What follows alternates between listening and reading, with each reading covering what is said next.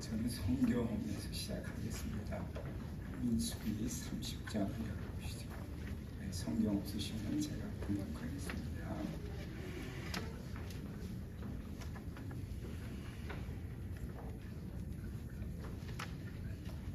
민수기 30장의 말씀을 보면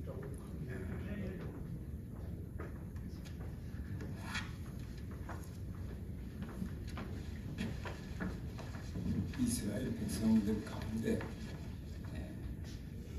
우두머리 리더들에게 주시는 말씀이다. 그렇게 시작이 되고 있습니다. 그러니까 쉽게 얘기하면 이스라엘 그 많은 히브리인들 가운데 그 중에서 리더들만 이 말씀을 들으라라고 하는 게 아니라 그들을 통해서 이스라엘 백성들을 이끌고자 하는 하나님의 뜻이 있기 때문에 그렇게 말씀하신 말씀입니다. 제가 그 말씀을 먼저 한번 봉독해 보겠습니다. 모세가 이스라엘 자손의 지파의 두령들에게 일러 가로되 여호와의 명령이 이러하니라. 사람이 여호와께 선하였거나 마음을 제어하기로 서약하였거든 파약하지 말고 그 입에서 나온 대로 다 행할 것이니라 라고 말씀하고 있어요. 그래서 이 30장 1절에 보면 두령들에게 일러 가로되 여호와의 명령이 이러하니라 그렇게 말씀하셨어요. 근데 이 민수기 30장이 오기 전에 28장과 29장에서 무엇을 말씀하셨는가 하는 것을 먼저 보는 게 정말 중요하다고 28장과 29장을 통해서 하나님이 두령들에게 무엇을 말씀하시는가를 보면은 5대 제사 그리고 7대 절기에 대해서 말씀하고 계세요. 이 5대 절기와 7대 절기는 그냥 한마디로 말하면 예배를 잘 드려라. 어디서? 지금 여기 지금 모여있는 자리는 모압 평지입니다. 모압 평지에서 이제 저 적과 꿀이 흐르는 땅으로 들어가면 하고 말씀하신 거죠. 거기 들어가면 예배를 잘 드려라. 예배를 잘 드려라 하는 말씀을 하신 것이다. 그렇게 충분히 여러분들도 동의하실 거라고 생각합니다. 예배가 얼마나 중요한지 우리 하나님께서 그렇게 말씀하셨어요. 5대 제사라고 그러면 번제, 소제, 화목제, 속죄제, 속건제, 그죠? 그게 5대 제사입니다. 그리고 절기는 7가지 절기 아닙니까? 그죠? 6월절, 무교절.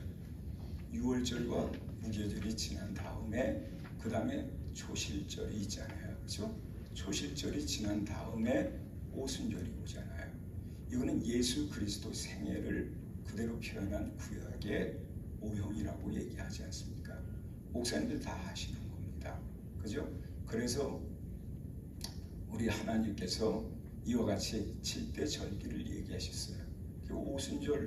오순절이 끝난 다음에 오순절이 지나서 이제 남은 3개의 절기가 우리가 잘 아는 속죄일도 있고 나팔절이라고 하는 맥주절도 있고 그 다음에 장막절로 이제 끝을 내는데 우리가 그 중에 장막절 같은 경우는 초막절과 수장절이 같이 이해되는 내용이니까 절기 이름은 많아도 우리가 7대 절기라고 그렇게 말하지 않습니까? 특별히 우리가 6월절과 무교절은 분명히 다른데도 불구하고 그걸 그냥 하나의 3대 절기로 얘기할 땐 그걸 줄여서 말합니다. 왜냐하면 6월절이 시작된 그날 저녁부터 무교절이 시작되기 때문에 그렇게 얘기합니다. 근데 이 절기는 다 성회입니다. 오늘날 제가 표현할 때는 오늘날 부흥회와 같다 그렇게 얘기합니다. 왜냐하면 일주일간 계속되니까요. 그런데 특징이 뭡니까? 특징이 예배가 있는가 하면 성회가 있으면 그 다음에는 축제가 이어집니다. 그래서 첫날과 마지막 날은 성회를 드리고 그 다음에 중간에는 축제, 교제하는 거라서 우리가 영어로 예배를 얘기하거나 히브리 말로 예배를 얘기할 때 결국 예배는 2가지 요소가 있다. 하나는 하나님께 제사하는 거고 하나는 우리와 같이 함께 주 안에서 교제하는 게 예배다. 그렇게 표현을 합니다. 근데 이제 우리가 예배가 왜 이렇게 중요한가? 저는 구원파들에게 얘기하고 싶어요. 구원이 우리 신앙의 마지막이냐 하고 묻고 싶어요. 아니거든요. 구원이 마지막이 아니라 구원받은 다음에 왜 하나님이 구원을 시켜서 하나님의 자녀로 삼으셨느냐 하는 것은 하나님이 예배를 받으시려고 영광을 받으시려고 그래서 구원이 필요한 것이지 구원의 목적만 가졌다고 말할 수는 없다는 거죠. 또 뿐만 아니라 우리가 이 땅에 살면서 우리가 복음도 전하고 우리가 봉사도 하고 하지만 가장 중요한 게 뭐겠습니까? 여러분 선교의 마지막이 선교로서 끝나는 겁니까? 아니잖아요. 그죠? 선교의 끝이 무엇입니까? 결국 예배자를 세우기 위한 것이 선교지 선교 자체만 가지고 선교가 신앙의 끝처럼 말하는 것은 굉장히 모순되다 생각합니다. 또 이렇게도 얘기합니다. 그냥 우리가 성경을 좀 벗어나서 얘기하면 예배가 있는 나라들은 다 잘 됩니다. 예배가 있는 가정들은 다 참 복이 있습니다. 이거는 누가 속일 수가 없어요. 예배를 그럼 반대로 예배를 버린 나라는 어떻게 됐을까? 지금 한 예로 영국이나 독일을 그리고 프랑스를 그리고 노르웨이를 생각해 보십시오. 예배를 버린 나라들은 지금 나라 자체가 디폴트가 되려고 작정을 한 것처럼 무너져 가고 있지 않습니까? 예배를 버린 지가 얼마나 됐습니까? 1940년대 2차 대전 때까지만 해도 독일이나 프랑스가 예배를 버리지 않았습니다. 60년대 들어오고 70년대에서 예배를 버려가지고 지금 불과 4, 50년 만에 나라가 완전히 무너지게 되었다고 하는 이런 그냥 현실에서 우리가 볼 수 있는 통계죠. 예배를 버린 가정들은 어떻습니까? 과연 예배를 버린 가정들이 하나님 은혜 가운데 가고 있다고 말할 수 있겠느냐 말입니다. 왜 가정 예배를 그렇게 소중하게 여겨서 과거에는 가정 예배를 그렇게 드리는 것을 권장하고 목사님들 그걸 요구했는데 왜 가정 예배가 지금은 그렇게 고루한 것으로 되어버렸는지 하는 생각을 가질 필요가 있단 말입니다. 선교지에 가보면 제가 선교지를 많이 가봤죠. 뭐 안 가본 나라가 없을 만큼 많이 가봤는데 그 선교사님들이 예배를 안 드려요. 그럼 뭘 하느냐? 제자 훈련해요. 선교지에서 예배를 드리지 않아요. 예배를 드릴 수가 없어요. 우선 언어가 부족해서도 못 드리고요. 그 나라 언어를 쓰지 못한다고 해서 예배를 드리지 못한다 이렇게 말할 수는 없죠. 그럼 이제 그런 거를 비춰서 우리 한국의 선교를 보세요. 우리 한국에는 선교사님들이 들어와서 제일 먼저 한 것이 교회 세우는 일이었습니다. 교회를 구심점으로 해서 사람들을 불러 모은 거예요. 만나서 전도하면 다른 거 가리키기도 전에 주일날 교회 오세요. 우리 같이 하나님 말씀 공부하고 우리 예배 드립시다. 그렇게 해서 우리 한국교회는요. 여러분 북장로교회하고 남장로교회가 우리 서울을 중심으로 아래쪽은 남장로교회가 선교하고 북쪽에는 북장로교회가 선교했습니다. 근데 북장로교회는 어떻게 됐는가? 북장로교회는 일찍이 손들었어요. 한국은 이제 선교의 대상이 아니다. 그리고 그로부터 10년이 지난 다음에 남장로교회가 한국에서 철수했습니다. 그 자료가 지금 저 버지니아 블랙마운틴에 그 선교사님들이 모인 동네에 가득 차 있습니다. 필라델피아의 남장로교회 그 본부에 가시면 자료들이 많습니다. 거기 보시면은 그들은 우리 한국을 어떻게 선교를 했기에 한국이 선교 100년 만에 전 세계 최고의 선교 대국이 될 수 있었는가 하는 것이 나타나 있다는 거예요. 그것을 보면 그들은 뭘 했느냐? 예수 그리스도를 영접하고 예수 그리스도를 구주로 믿은 다음에 그 다음에 해야 될 예배에 대해서 아주 강조하고 예배를 증거했기 때문에 그래서 모여서 했습니다. 또 하나 중요한 게 뭔지 아십니까? 11조를 가리켰어요. 하나님께 예물 드리는 것을 가리켰어요. 그래서 교회마다 자립이 빠르게 되었기 때문에 그리고 교회마다 자립이 빠르게 되면서 교회마다 꼭 예루살렘 교회가 안디옥 교회가 예루살렘 교회에 헌금을 보냈던 것처럼 그렇게 서로 지원하면서 우리 한국 교회가 성장을 한 것입니다.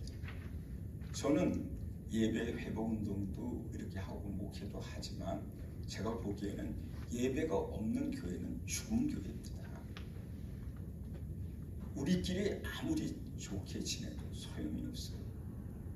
이건 영적인 하나님의 비밀만이 이것을 설명할 수 있다고 생각합니다. 교회가 예배가 살아있지 않으면 그 교회는 교회라는 그 의미를 상실한 것과 같다는 거죠. 그래서 우리는 이런 말을 많이 들었습니다. 모이기를 힘쓰는 교회가 되라. 모이기를 패하는 자는 이건 조금 나쁘게 표현하면 사탄이다. 여러분 모이지 않는 교회가 존재할 수 있습니까? 언제부터 우리가 모이지 않는 교회가 좋은 교회라고 얘기하는 때가 언제였습니까? 그것이 과연 우리 신앙에 가는 것이 목회자가 하는 것입니다. 목회자는 성도들을 교회에 붙들어 놓는 사람이 목회자입니다. 하나님께 그 사명을 받았다고 생각을 해요. 어찌하든 간에 무조건 묶어놓자 그 뜻이 아니라 그렇게 복음 안에서 교회 생활을 완성시켜서 밖으로 나가야 된다. 그렇게 가르쳐 왔단 말이죠. 그러나 지금은 어떻습니까? 여러분들이 알다시피 코로나 이후로 그런데 사실은 코로나 이후가 아닙니다. 코로나 이전에도 그리고 코로나 이후에도 지금 어느 정도 우리가 교회 성도님들이 오지 않는지 목사님들도 다 들어서 아시고 현실적으로도 알리라 그렇게 생각을 합니다. 그렇기 때문에 우리가 그냥 눈으로 나타난 거 굳이 어떤 도표를 그려서 설명하지 않아도 우리가 쉽게 알 수 있는 것이 예배가 무너진 가정이나 예배가 없어진 교회나 사람들이 주의 중심으로 모이지 않는 교회들은 다 이 땅에서 사라질 것이고 사라지게 돼 있습니다. 한 예를 든다면 뭐 맨하탄이나 여기 DC도 마찬가지겠죠.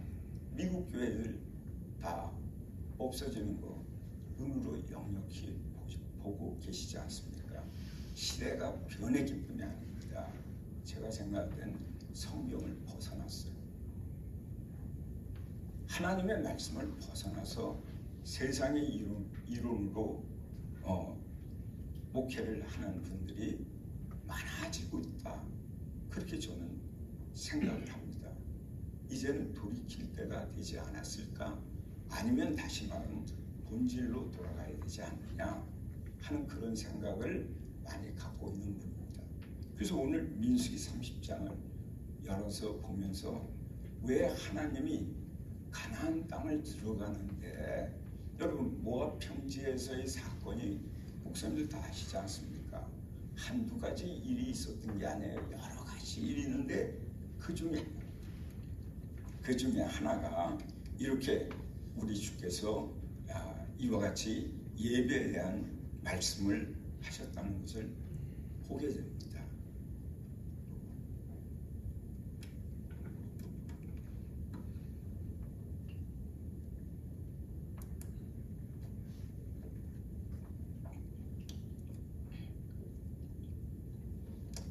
그래서 사실 이 모압 평지에서 신명기의 신명기라고 하는 그런 하나님의 말씀이 반포됐다. 그렇게 표현해도 되지 않겠습니까? 그렇죠? 근데 적과 꿀이 흐르는 땅은 무슨 땅입니까? 하고 물으면 적과 꿀이 흐르는 땅이지라고 얘기하지만 제가 생각할 때는 약속의 땅입니다. 약속을 목숨처럼 지키는, 약속을 사수해야 되는 그런 땅이 가나안 땅입니다. 또 가나안 땅이 무슨 땅이냐? 그러면 예배가 있는 땅입니다. 하나님의 가나안 땅을 주신 것은 예배를 잘 드리라고 주신 땅입니다. 왜 그렇게 얘기합니까? 지금 말씀드렸잖아요. 28장, 29장 민수기 말씀은 5대 제사, 7대 절기를 그 땅에 들어가면 너희들 반드시 지키는 게 좋겠다. 그래서 뭐라고 그랬습니까? 백성들이 다 뭐라고 그랬어요? 예, 알겠습니다. 그래서 서로 주거니 받거니 마음으로 확정지은 땅이 바로 적과 꿀이 흐르는 땅이었어요. 아시겠지만 약속이라는 게 엄청나게 중요합니다. 신용 불량자가 되면 어떻게 됩니까? 여러분 아시다시피 우리가 크레딧이 망가지고 우리가 사람들과 약속을 지키지 않는 사람은 그것이 한번 약속을 깨고 난 다음에는 그 다음에 그 사람을 믿을 수가 없습니다. 부부관계도 그렇고 우리의 위치에서도 그렇고 말입니다. 약속을 꼭 지켜야 되는 게 하나님이 주신 땅에서 해야 됩니다. 하나님 주신 땅에서는 약속을 생명처럼 여기는 사람이, 아니 생명처럼 그 약속을 수행하는 사람이 돼야 되니까 이 민수기 30장에는 선과 맹세, 이 두 가지가 연이어 우리들에게 소개되고 있는 것만큼 이것이 얼마나 중요한지를 소개하고 있다는 것이죠. 그렇기 때문에 가나안 땅에 들어가서 만들 땅은 어떤 땅이냐? 약속의 땅을 만들어라, 그 말입니다. 우리가 들어가야 되는 땅이 약속의 땅이지만 우리가 그 약속을 완성시키는 삶을 살아야 된다는 거예요. 저도 목사 아닙니까? 한번 신용을 잃어서 그 신용을 다시 복원하기가 엄청나게 어렵습니다. 저는 경험했죠. 저는 경험했어요. 최근에 몇 년 사이에 저는 경험하고 신용을 한번 잃으면 어떻게 되는가 하는 것을 아주 뼈저리게 느끼면서 지금 이렇게 살고 있습니다. 한순간에는 모든 걸 포기하고 싶은 마음까지 들을 만큼 신용을 잃게 되면 얼굴을 들고 다닐 수가 없는 거예요. 그렇게 무서운 게 약속입니다. 그저 약속을 밥 먹듯이 어기는 사람이 있다. 그건 개죠, 개. 그건 돼지라고 그렇게 표현할 수밖에 없는 그런 경우라는 거죠. 그렇기 때문에 하나님이 주신 땅은 어떤 땅으로 만들어야 되느냐? 약속이 살아있는 땅. 그게 구약과 신약 아닙니까? 구약과 신약의 의미가 뭐겠습니까? 과거에 옛날에 했던 약속, 이제 그 약속을 성취하면서 지켜지는 약속. 그래서 가만히 생각하면 오늘날 교회가 무너지는 이유 중에 가장 무서운 이유가 믿을 수가 없어요. 교회를 믿을 수가 없어. 목회자를 믿을 수가 없다. 성도를 믿을 수가 없다. 이게 아주 만연되어 있는 데가 교회입니다. 교회가 가나안 땅으로 하나님이 우리에게 주신 땅인데 그 땅을 약속이 살아있는 땅으로 만들어야 되는데 그 땅을 약속이 있는 땅으로 못 만든 문제가 됩니다. 예전에 목사님들은 부부싸움 한 사람 불러다가 야단치면 그게 법인 줄 알고 성도들이 있고 평생을 20년을 같이 살았어요. 제가 어렸을 때만 해도 그랬습니다.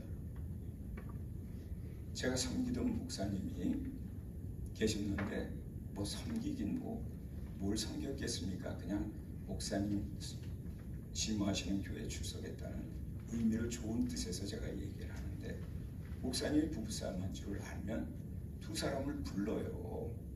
왜 싸우냐 묻지 않아요. 싸우니까 좋습니까? 이북에서 내려오신 목사님이신데 물어봐요. 그럼 뭐 말 못하면 싸우지 마세요. 그리스도인은 그렇게 하는 거 아닙니다. 그러기만 해도 당장 싸움이 멈추고 말이죠. 그 얼굴 아주 활짝 피고 교회 나와요. 그러니까 얼마나 참 놀랍습니까? 목사님이 콩으로 매주를 팥으로 매주를 쓴다고 해도 성도들이 다 믿어요. 목사님이 오히려 강단에서 조크를 하잖아요. 농담을 해요. 그 농담을 믿어.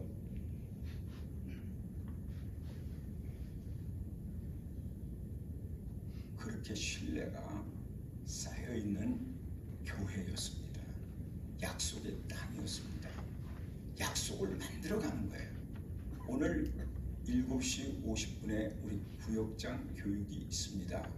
7시 50분에 나와도 야단 맞아요. 언제나 1, 2분 전에 나와야 돼.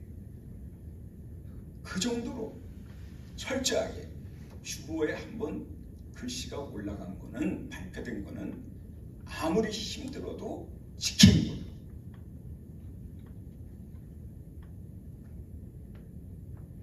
이렇게 약속을 만들어가는 가나안 땅이 바로 오늘 모압 평지에서 그 땅에 들어가면 너희들이 약속을 이루는 성도들이 되라, 교회가 되라.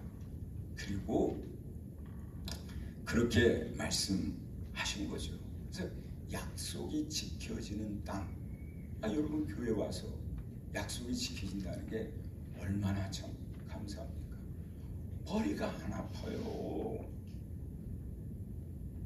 약속을 지키는 사람하고 같이 교제를 하면 머리 쓸 일이 없어요. 그냥 그게 진실이니까. 그런데 이게 머리를 쓰는 사람, 약속을 안 지키는 사람과 대화를 하려고 그러면 이게 보통 어려운 문제가 아니라는 거죠. 머리가 아파요. 머리가 지근지근하죠. 이걸 어떻게 둘러서 어떻게 설명을 할까? 이런 고민을 할 필요가 없는 게 교회가 되는데, 교회가 오히려 더 머리를 쓴단 말이죠. 제가 한 번은 우리 교회 형제가 어느 회사에 들어갔어요. 들어가가지고 얼마 지나지 않아서 선물을 사갖고 왔어요. 그래서 무슨 선물이냐 하고 이제 고맙다 그러고서 이제 냉큼 받았죠.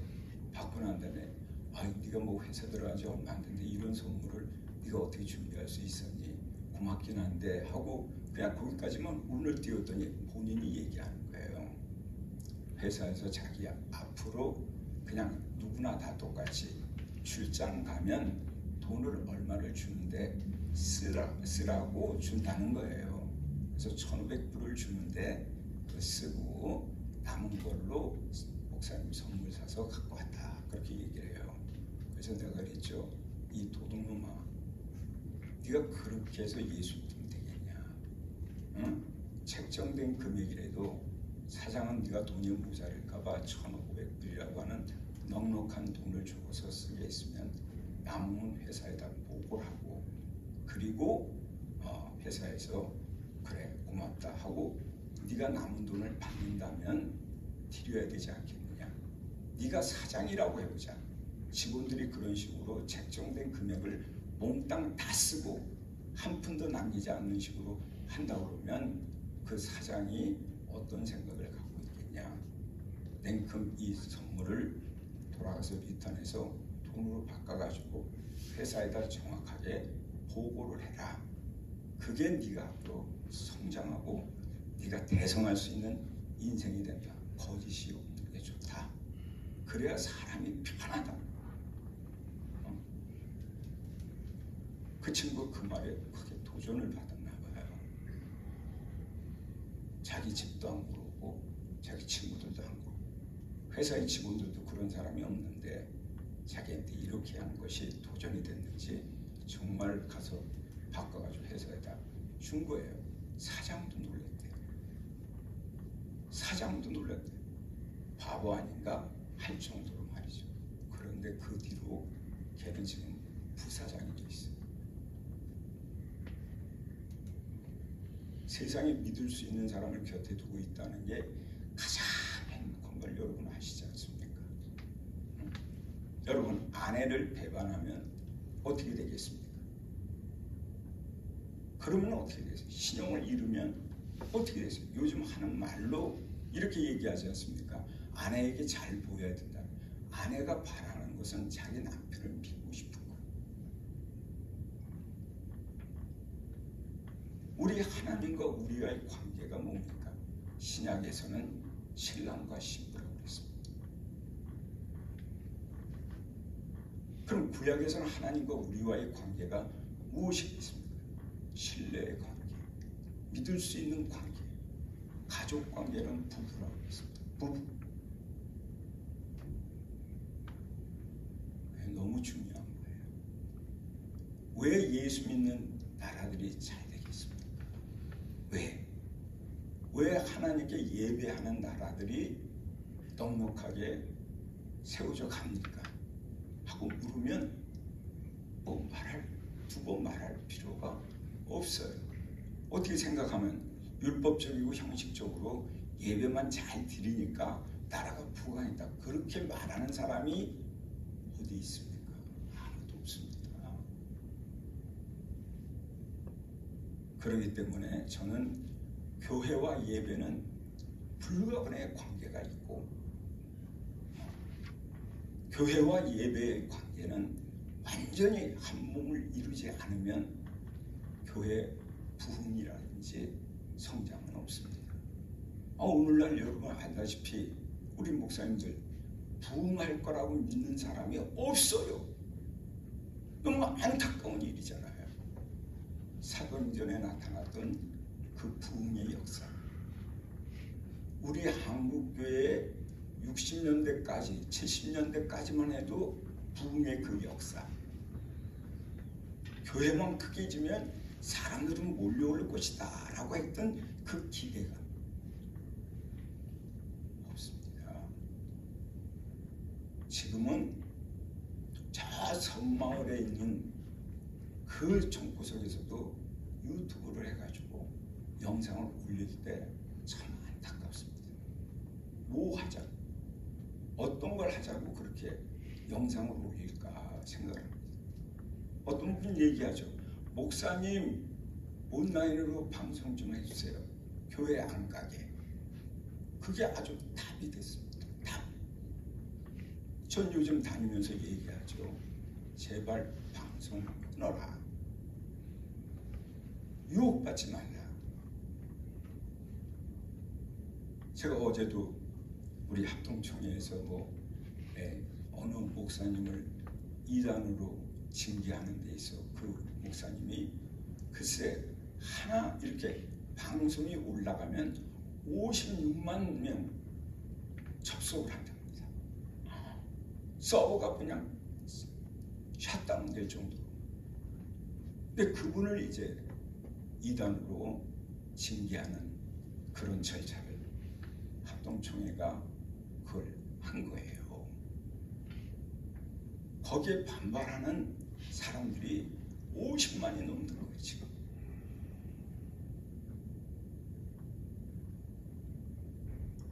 그런 유혹을 다시 얘기하면 우리 교회는 오지 않더라도 나의 설교를 듣는 사람들이 이렇게 많다는 게 당신의 목회 최고의 우선시하는 그런 잘못된 생각을 가지고 있다. 난 그렇게 얘기합니다.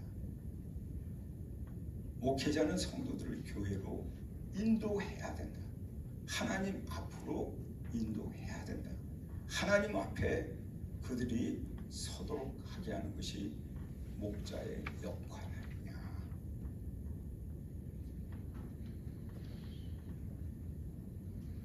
너무나 우리가 이반젤리즘이라고 하는 생각에 빠져가지고,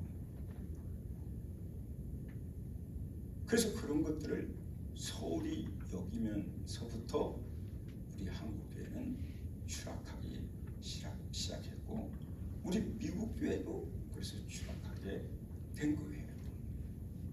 뭐 아시다시피 얼마 전에 총에 맞아 죽은 찰리가 무슨 말을 했길래 이렇게 미국 땅이 온통 다 떠드냐 말이죠. 정치적인 이슈로만 보시겠습니까? 그럴 수 없는 거예요. 그 젊은 형제가 그 한 말들이 과거에 우리 신앙생활에 했던 그 일을 얘기하고 있는 거예요. 정치적인 문제는 거기다 개입할 필요가 없어요. 저는 오늘 모압 평지에서 하나님이 모세를 통해서 이와 같이 너희가 들어가는 땅은 약속이 지켜지는 땅으로 너희들이 들어가는 것이니 너희들이 그 땅에 들어가서는 약속을 잘 지켜라. 어떤 약속? 구약과 신약. 좀 더 본문에 가깝게 얘기하면 예배를 잘 드려라 하는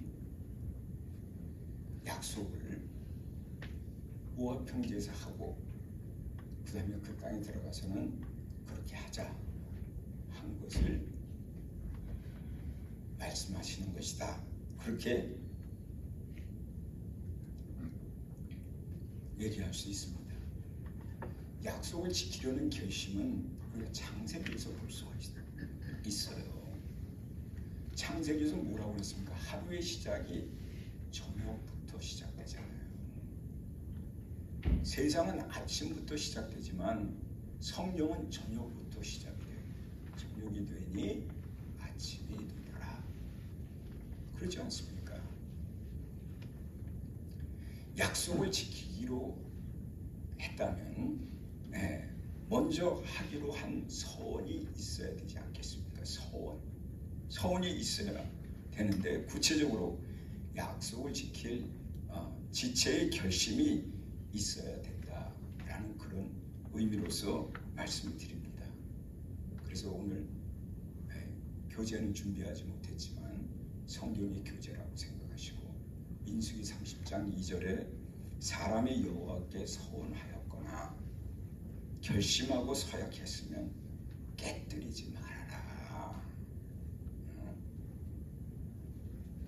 서원하고 약속했다면 이거는 뭐 하나님께 서원하고 약속한 거니까 인간이 못 지킬 수도 있지, 이러지 말라.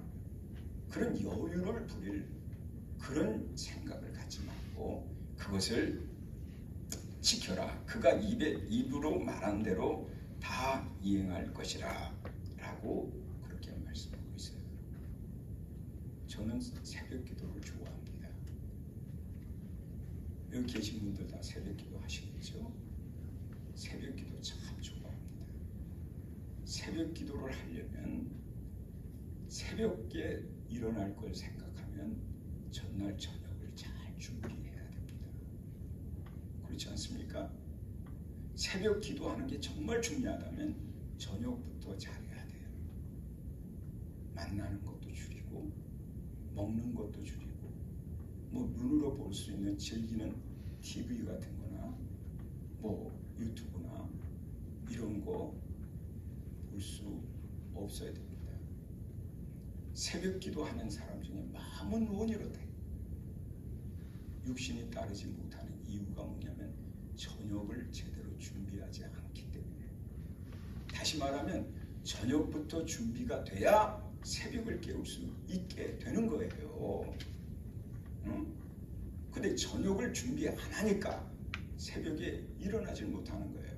일어났다 할지라도 새벽 기도 나와서 졸다가 다시 그냥 돌아가는 것과 같은 그런 모습을 비친다는 거죠. 그래서 이 말을 바꿔서 이렇게 얘기해요. 꿈만 말하지 마라. 비전만 말하지 마라. 꿈에 대한 대가를 지불해야 된다. 비전에 대한 대가를 지불하지 않으면서 비전만 말한다고 해서 뭐가 되겠느냐 말이죠. 그렇기 때문에 우리는 절로 성취되는 일은 없다. 절로 성취되지는 않는다. 반드시 이루기 위한 자체 결의가 한자로 말하면 서운하는 것이죠. 맹세하는 겁니다. 자체 결의가 필요해요. 내 스스로가 이렇게 하겠다고 하는 그 결의가 절대 필요하다. 그렇게 말할 수가 있다는 거죠.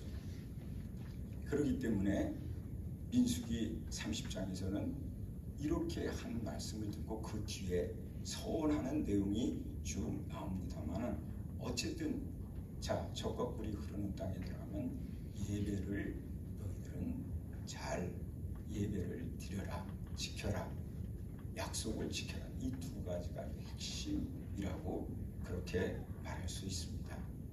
여러분들이 출애굽기 말씀을 보시면 아시겠지만 출애굽을 할 때 가장 핵심이 뭐였습니까? 이렇게 말씀하고 있어요. 너희는 사흘 길을 나가서 광야 사흘 길을 가서 거기서 나에게 희생을 드리라. 광야에 남은 목적이 뭡니까? 40년 동안 광야에서 훈련받은 게 뭡니까? 예배 훈련입니다. 하나님께 희생을 온전히 드릴 수 있는 훈련을 드린 거예요. 그런데 바로에게 가서 우리가 이제 이곳 애굽에서 떠나가지고 광야로 가서 우리 하나님께 희생을 드리려 하니 우리를 보내주소서 했더니 그 바로가 세 가지 물론 전체적으로 볼 수는 없겠지만은 세 가지의 말을 합니다. 이 땅에서 멀리 가지 마라. 여기서 예배 드려라. 남자는 가도 되지만 가족들은 두고 가라. 양과 소는 두고 가라. 이게 세상이 우리 예배자들에게 제의하는 방법입니다. 여기서 예배해라. 그래서 벌써 오래됐습니다. 한 20년 가까이 됐는데 2011년이니까 15년 됐군요. 그때 우리가 영국에서 컨퍼런스를 했습니다. 영국에 갔더니 성경 공부를 어디서 하는 줄 아십니까? 팝. 맥주 파는 집에서 성경 공부를 하는 거예요. 여러분들이 그런 예배를 원하십니까? 영국은요, 지금 아시는 분은 아시겠지만 영국은요, 모든 우두머리가 다 무슬림으로 바뀌었습니다. 힌두 아니면 무슬림이 국방부 장관으로 지낸 모든 내각이 크리스찬이 없어요. 한번 자세히 들어보십시오. 그런데 2011년에 이미 그 징조가 보였습니다. 저희 함께하는 목사님 한 분이 대신층 목사님이신데 핀칠리 장로교회라고 합니다. 그런데 영국교회를 빌려서 보는데 일부 예배는 영국교회가 보고 2부 예배는 힌두교가 들어와서 보고 3부 예배는 우리 한인교회가 들어가서 3부 예배를 보는데 문제는 뭐냐? 2부 예배 때 그들이 닭의 목을 잘라서 피를 단에 뿌려요. 그러면 그들이 물러나고 나면 막 비누칠해서 단을 닦는 겁니다. 그 청년들이 영국은 거의 100% 가깝게 유학생들이잖아요. 그래서 그들이 단을 막 닦아요. 피 묻은 단을. 그리고 찬양 시작하고 뭐 앰프 설치하고 찬양하고 그리고 이제 예배 들어갑니다. 가서 보면요 눈물 납니다. 그래서 다른 분들은 모르겠어요. 저는 그래도 이 교회에서 예배를 드려야 되는가 하는 그런 질문을 던지고 싶은 마음에 거기서 불과 한 500피트 떨어져 있는 곳에 힐송처치의 브랜치가 거기 세워졌습니다. 힐송처치 브랜치가 세워졌는데 지교회가 세워졌는데 거기는 강단도 필요 없고 오직 앰프만 있으면 됩니다. 스피커만 좋은 거 달면 되는 거예요. 말씀 없습니다. 사람들 많이 모입니다. 거기에 비해서 우리 한인교회는 정말 눈물 나죠. 그 목사님도 신학을 제대로 배운 분이잖아요. 자기가 또 어렸을 때 신앙생활 했고 그러니까 그걸 사수하고 있는 거예요. 영국이 지금 수뇌부는요 완전히 불순입니다. 지금 그 히드로 공항 옆에 모스크 보세요. 얼마나 큽니까? 아마 세계에서 몇 번째 안 가는 그런 모스크일 거라고 생각을 해요. 영국이 그렇게 되니까 지금 나라가 어떻게 됐습니까? 하나님을 섬기는 나라는 복되지만 하나님을 배격한 나라들, 영국이 하나님 버리지 않았습니까?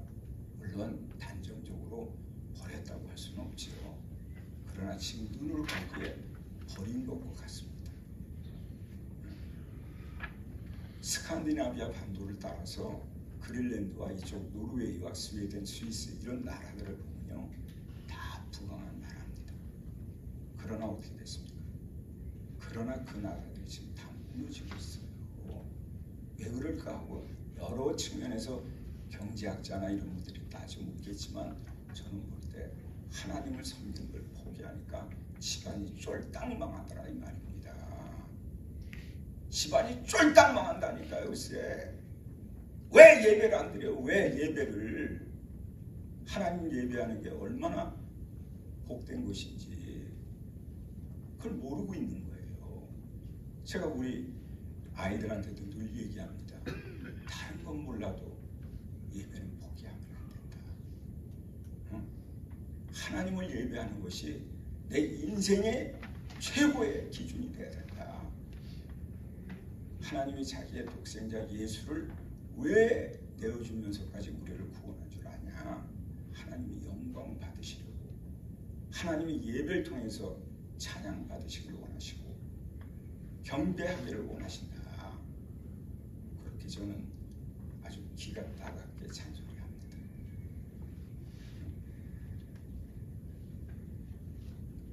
그래서 이 에베왕 바로가 말한 걸 들어보세요. 여기서 예배드려라. 여기가 어딥니까?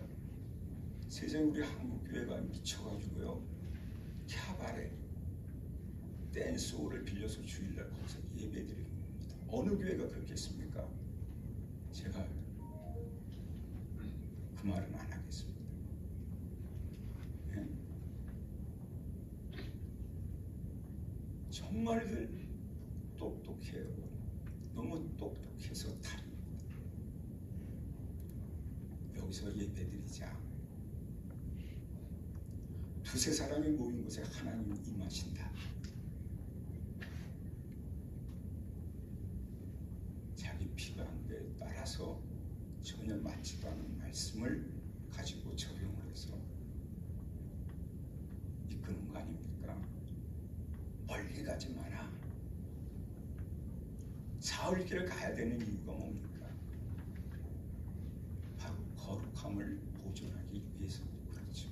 하나님께 드려지는 예배는 세상과 구별됐다고 하는 걸 분명하게 보여주기 위해서 사흘길을 나가 희생을 드리라고 그렇게 하신 것인데 바로는 멀리 가지 마라 하고 출애굽기 8장 28절에서 그렇게 요청합니다.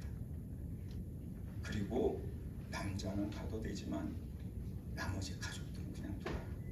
여러분, 벳세메스에서 그 소에다가 달구지를 달아가지고 법궤를 실어서 어디로 가느냐 할 때 송아지는 내놓고 그리고 어미에다 실어서 보낼 때 그걸 가지고 저 미신쟁이들은 그걸 보고 판단을 하지 않았습니까?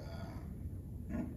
지금 막 난 새끼는 여기다 놔두고 어미에게 법궤를 실어서 가라. 그러면 그 어미가 못 갈 거라고 생각을 하고 그런 제의를 한 거와 똑같이 아니 가족들을 다 놔두고 남자 혼자 여러분 알다시피 아내가 예수 안 믿으면요 남자 예수 믿기 어렵습니다.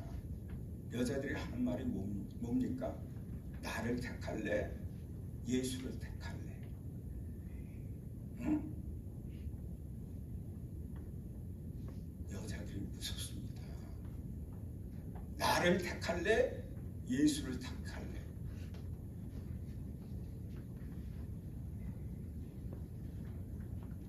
그래서 출애굽기 10장 11절에 보면 그런 식으로 바로가 이스라엘 백성들을 나가지 못하도록 아론과 모세에게 그런 제의를 합니다.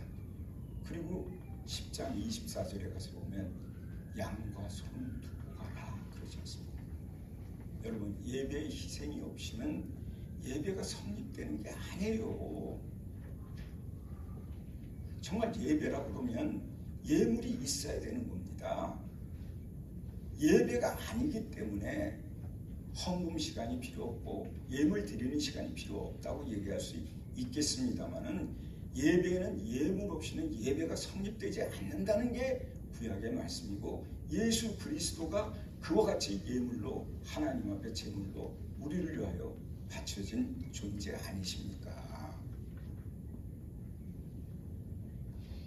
그렇기 때문에 이 바로가 하는 말이 예배의 글쎄 예물 없이 희생의 제사 없이 피의 제사 없이 드리라는 뜻과 똑같은 거예요. 보기에는 양과 소는 두고 가라. 그러니까 양과 소로 생각하지만 이걸 가져가야 하나님 앞에 제사를 드릴 수가 있어요.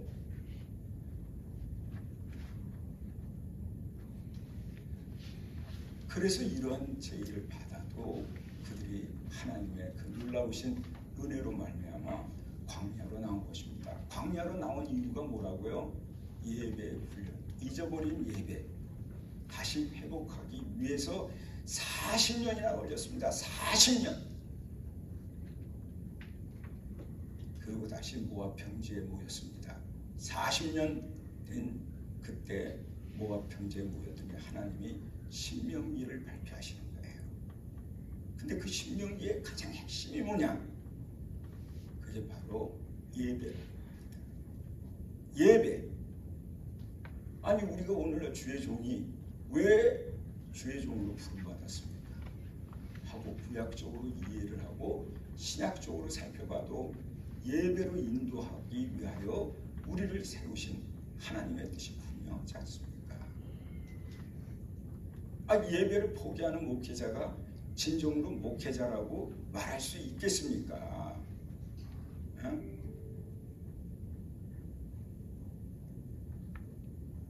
그렇기 때문에 예배가 이렇게 중요한데 다시 모압 평지에서 모여서 그들이 가나안 젖과 꿀이 흐르는 땅에 들어갈 때 우리 주님이 5대 제사와 7대 절기를 이렇게 말씀하신 이유가 무엇인지 그냥 금방 알 수 있는 내용이라고 그렇게 생각합니다.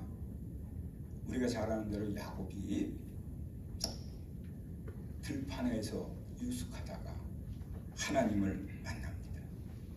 그때 하나님께 두 가지 약속을 하죠. 첫째 한 가지가 뭐냐? 돌베개 자고 잔 그 자리가 성전을 짓겠다. 여기다 성전을 짓겠습니다. 그 약속을 했습니다.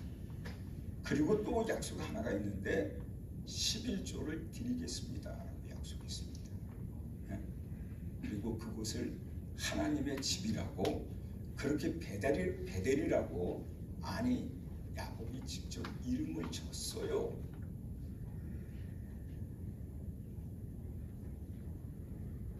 그 이후에 하나님의 보호하심과 공급하심으로 그가 다시 돌아오게 됩니다. 많은 일들이 있었지만 결국은 돌아오게 됩니다. 그런데 이 친구가 돌아오면서 베델로 와야 될 사람이 세겜으로 갑니다. 세겜. 돌아오게 했더니 세겜으로 가버리는 거예요. 그 세겜으로 가니까 어떻게 됐습니까? Almost Christian. 거의 예수 믿는 사람이 됐지만 아직까지는 확실하지 못한 Almost Christian이 된 거예요. 지금도 맨하탄이나 뉴욕에 워싱턴은 덜할지 모르겠어요. 그 많은 아이들이요 다 목사님 자제들입니다. 장로님 자제들이에요. 교회 안 와요. 그래도 하나님이 널 사랑한다고 가르치는 그런 교회 목사님들이 많이 계세요. 약속을 버린 거죠. 그렇게 하나님 앞에 서원했는지는 모르겠습니다만 제가 생각할 때 너 이 사람아 하나님 앞에 자네 예수 잘 믿겠다고 약속했냐 안 했냐 했는데 너 왜 약속 어기니? 사람이 그럴 수도 있지 않겠습니까? 그럼 그거는 최종 마지막 단계에서 우리가 이해해 주는 데는 필요하지만 가르치는 과정에서는 이해가 필요 없는 거죠. 그래서 이래도 되고 저래도 되고 뭐하러 교육을 합니까?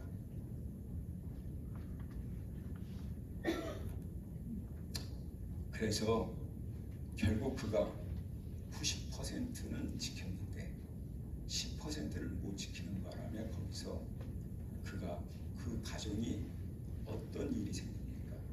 그 동생 디나, 그 딸이 디나가 폭행을 당하고 그걸 빌밀어서 하몰에 저 사람들을 다 할례라는 이름을 팔아가지고 그래가지고 다 쳐 죽이는 바람에 그들이 야간 도주하는 그런 끔찍한 일이 생기게 된 것이죠.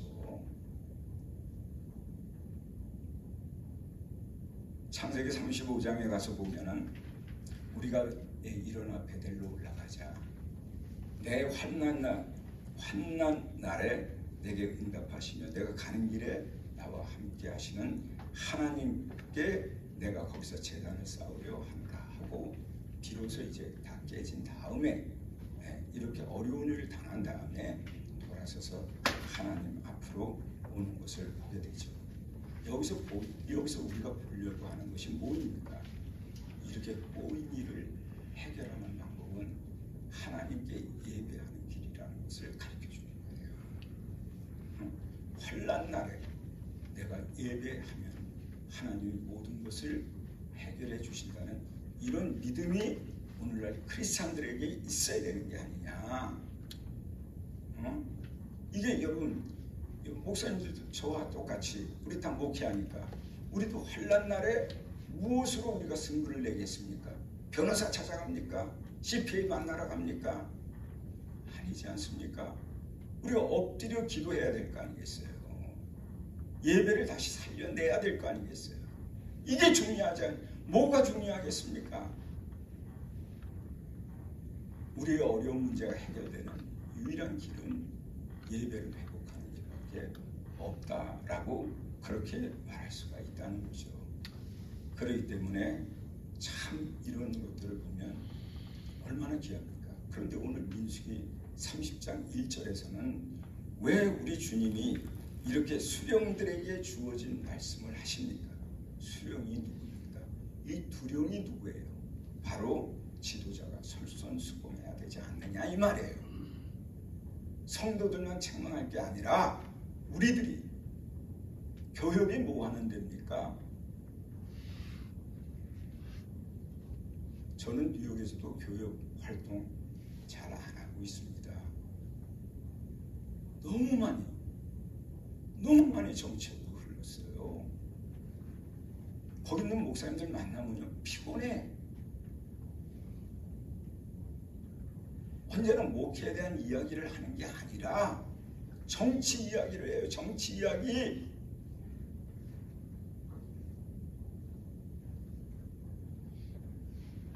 목사님들이 전화 오면 제가 해드릴 일이 뭡니까?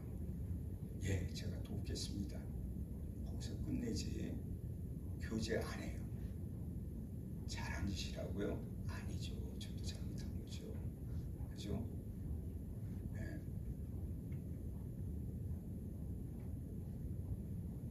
지도자부터 철저히 약속을 지키는 적과 꿀이 흐르는 땅이 돼야 된다. 예수 믿는 사람이 들어가는 땅은 약속이 지켜지는 땅. 예수 믿는 사람이 들어가는 땅은 하나님을 섬기고 예배하는 땅으로 세워져 가야 된다.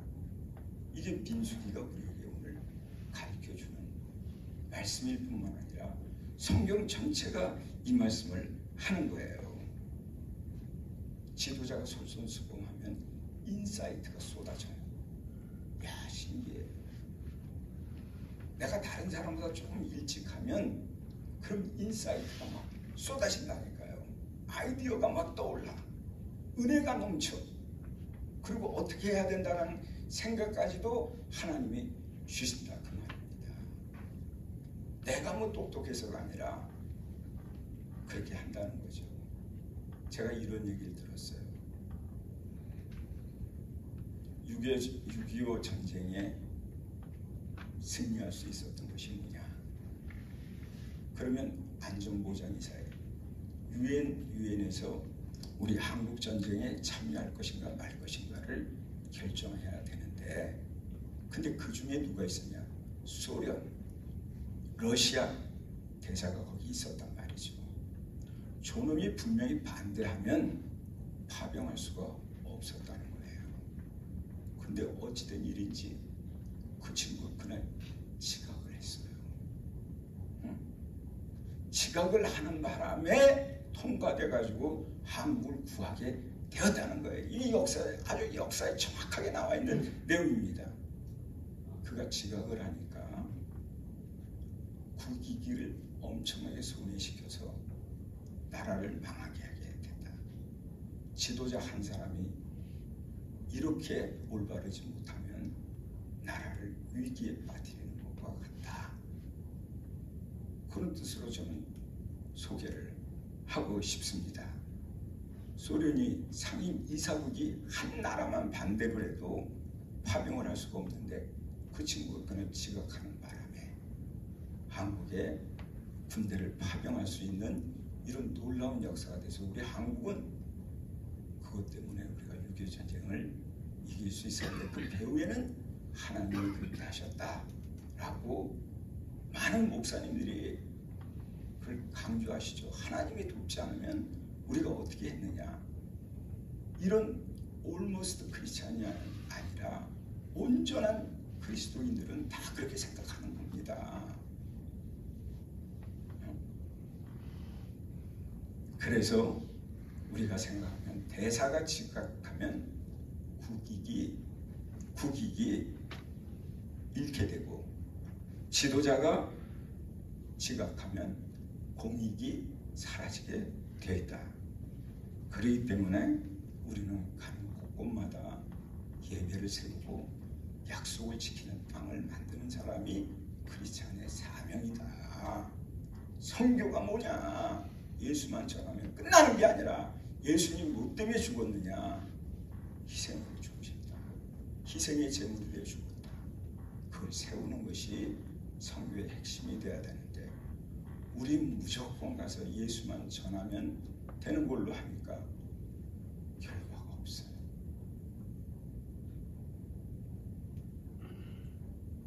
몇 분의 선교사님이 한국 땅에 와서 한국을 뒤집어 놓을 만한 그런 선교사님이 없을 만큼 보고된 게 없어요.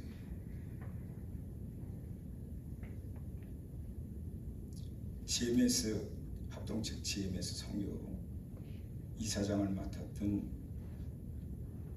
전주에 있는 양정교회 목사님이 이번에 이제 임기가 끝나서 만나게 됐어요. 내가 물어봤어요. 우리 한국처럼 선교가 된 나라가 전 세계 어느 나라입니까? GMS에서 그 일을 했습니까? 제가 여쭤봤어요. 없습니다. 왜요? 성령이 역사 안 하셔서 그렇습니까? 그렇겠죠. 이유가 뭔데요? 그렇게 얘기하다가 그냥 끝내버리고 말았습니다만은, 여러분, 이것이 바로 예배가 얼마나 중요한지. 목회자는 예배를 포기하면 교회를 버리는 겁니다. 하나님이 주신 사명을 버리는 거예요. 아파도 나가야 되고, 괴로워도 해야 돼요.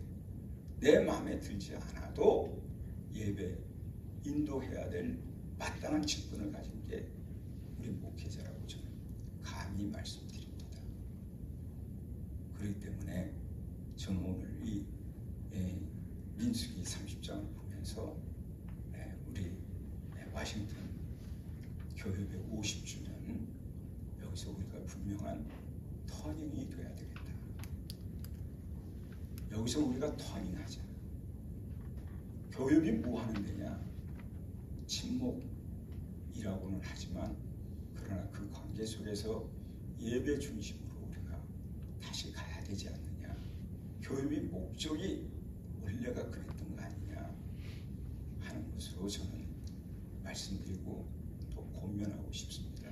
저는 오랫동안 예배 회복 운동하는 거 여러분들이 아실 만한 분은 다 아시겠지만, 잘나서 한 것도 아니고요, 특별히 똑똑해서 한 것도 아니고, 성경을 보고 진짜 하나님이 기뻐하시는 게, 예배를 받기를 원하시는구나, 정말 영과 진리로 신령과 진정으로 예배드리는 자를 찾으시는 하나님이시구나, 그렇게 생각을 하기 때문에 제 예배 회복 운동을 지금까지 해오고 있는 것입니다.